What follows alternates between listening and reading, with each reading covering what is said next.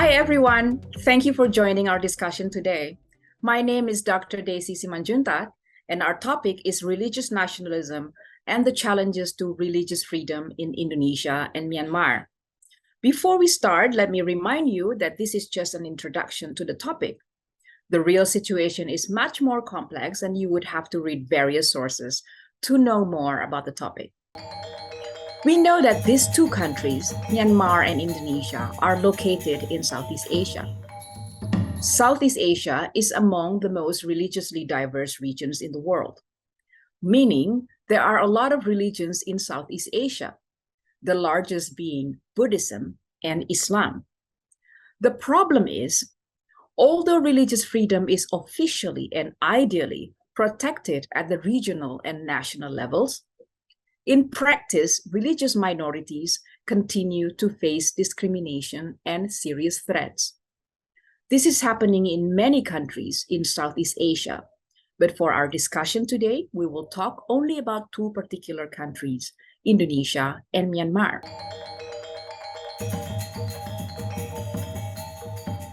Before we go deeper into our discussion, let's take a look at how religiously diverse Southeast Asia is. Southeast Asia is geographically split between the mainland region that is largely Buddhist and the maritime region that is largely Muslim. The maritime region has Sunni Muslim as the majority religion, and this constitutes 42% of the population of Southeast Asia, or 242 million people. Buddhism, mainly Theravada Buddhism, comes in second with 35% or 205 million people. Meanwhile, the Philippines is an exception because it is the only country with the majority Catholic population in Southeast Asia. Despite being multi-religious, Southeast Asian countries are religious monoliths, meaning that each country has one significant majority religion.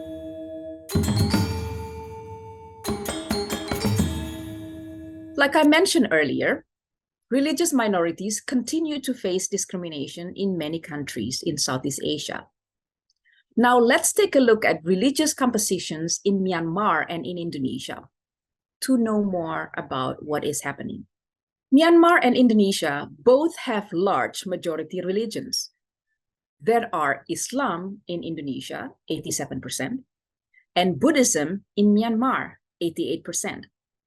The two countries also have significantly smaller percentages of minority religions.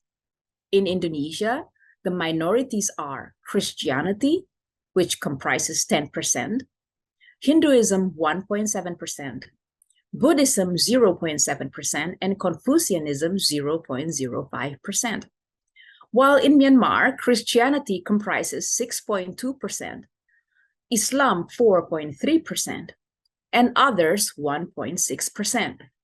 The minorities in both countries often suffer discrimination by the state and or by groups claiming to represent the majority religions. It is also important to emphasize that both countries officially have no state religion, meaning that their constitutions actually recognize the freedom of every citizen to profess and practice different religions. Now, this is the ideal situation. However, what about the practice? In Muslim-majority Indonesia, despite the country's secular constitution, some Islamic conservative groups sometimes discriminate against minorities. For example, they attack minority groups' worship places, they prevent minority groups from worshiping, and even charge minority groups with blasphemy against Islam. Similarly, in Buddhist majority Myanmar, even though the constitution provides for religious freedom, there have been restrictions on minority religions. These are influenced by the hierarchical understanding of citizenship, meaning that people of a certain ethnic and religious backgrounds seem to have fewer citizenship rights in comparison with the majority. In both countries, religious nationalism influences the relations between the majority and the minority groups. Now, I've just mentioned religious nationalism as part of the problem. What is religious nationalism?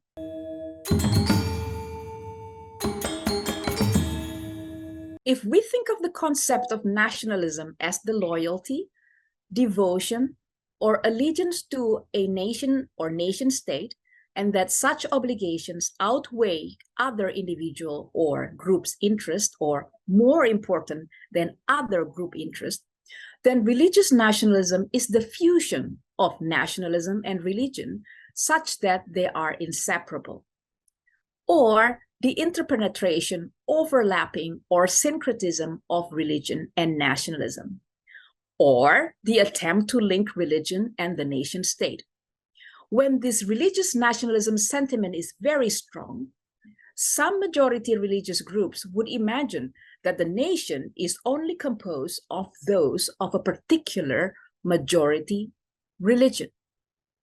This means that these groups think of people that belong to minority religions as not really or not at all belonging to the nation. That's why they discriminate against the minorities, because the minorities are considered as not part of the nationhood.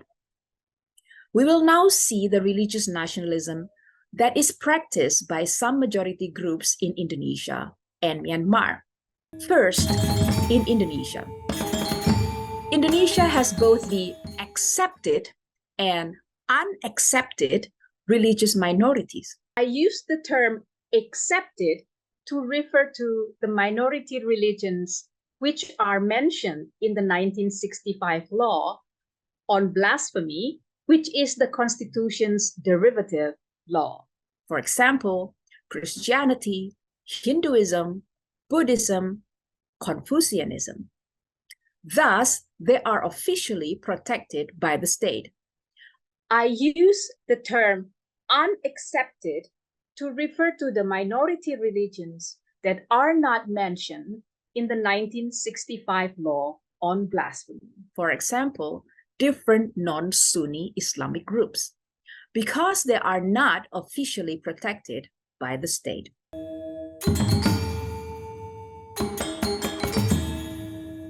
Some Sunni Islamic conservative groups discriminate against both the accepted and unaccepted minorities, but they use different discrimination methods.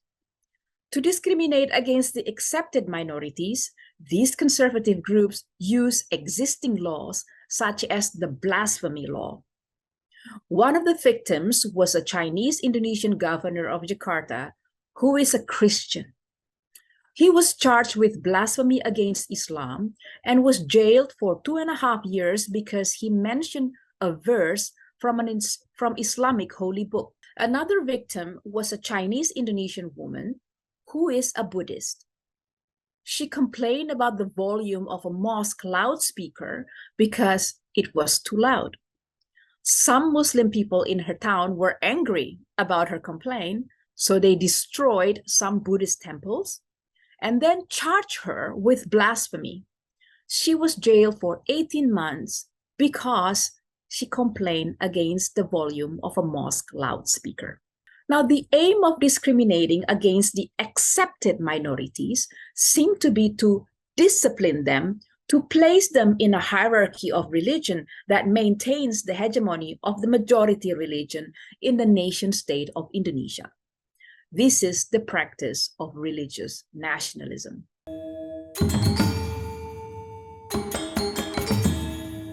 In the previous slide, we saw how majority religious groups discriminate against the accepted minority religions. Now we see how they discriminate against the unaccepted minorities. I take the example of two unaccepted groups here, which are the Shiite. The Shiite Muslim groups are not Sunni Muslim, as well as the Ahmadi group. So these two groups are considered deviants by the majority Sunni Muslims in Indonesia. When the majority groups discriminate against a Christian and a Buddhist, they use blasphemy law. But when they discriminate against the Shiite and the Ahmadi, they use violence. These unaccepted groups have been suffering multiple attacks over the years, making them long-term refugees in different towns as they could not return to their hometowns in fear of continued attacks. This discrimination and attacks were aimed at reducing the number of these minority groups because they are seen as totally not belonging to the nation-state of Indonesia, because they believe in the religions that are not mentioned in the 1965 law on blasphemy. This also is a practice of religious nationalism.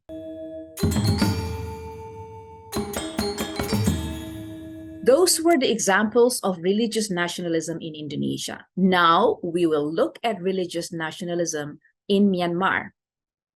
The discrimination against the Muslim minority in Myanmar has a historical and colonial roots. 1885, after the Third Anglo-Burmese War, the British annexed Burma, abolished the monarchy, and incorporated the nation as part of the British India colony. Many Burmese then considered that Buddhism was under threat because they connected being Burmese as being Buddhist. As a result, hundreds of Buddhist associations were founded with the purpose of saving Buddhism and preserving the Burmese against the threat posed by colonialism. Some of these organizations and movements paved the way for religious nationalism in Myanmar. As a response to the colonial arrangement, this nationalist sentiment was also anti-Indian. In 1917, the British granted self-government to India, yet not to Burma, which was placed as subordinate to the government of India, which was led by Indians. The British also encouraged ethnic Indians to migrate to Burma to work in the colonial administration. The Indians were also members of the British Army, which invaded Burma. This led to bitterness among the Burmese. In 1930, the nationalist Do Burma, or We Burmans Association, was born. They claimed that the Burmese was a master race. The bitter sentiment continued, and it was against ethnic Indian and Muslims. It erupted into riots in 1930 and 1938. Tension continues in the post-colonial and modern era with the formation of the 969 movement in 2012. The 969 movement sought to draft a law which would forbid Buddhist women from marrying non-Buddhist men without the permission of local officials. It also called for a boycott of Muslim businesses. Its leader, Ashin Wiratu, was known for his fiery speeches, which were considered by many as supporting the alleged persecution of the Muslims. When the 969 was banned in 2013, in its place, the Mabata movement, or the Association for the Protection of Race and Religion, was born with similar aims. In 2015, this movement successfully lobbied the parliament to approve laws that regulate religious conversion and interfaith marriage, enforce monogamy, and population control measures. Tension continued, which then erupted in the atrocities against the ethnic Rohingya Muslim in 2017. Until now, the Rohingya is considered as the most persecuted people in the world.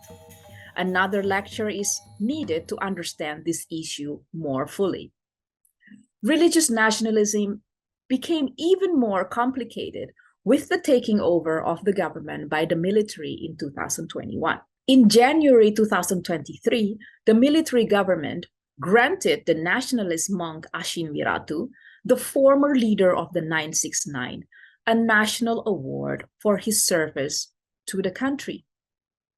The fact that some majority groups in Myanmar discriminate against the minority religion by connecting their religion with the belonging to the nation state portrays religious nationalism. So now we have learned the examples of religious nationalism in Indonesia and Myanmar. Hopefully this introductory video has helped you and encouraged you to learn more about this particular challenge to religious freedom in Southeast Asia. Thank you for your attention, and until next time. Bye-bye.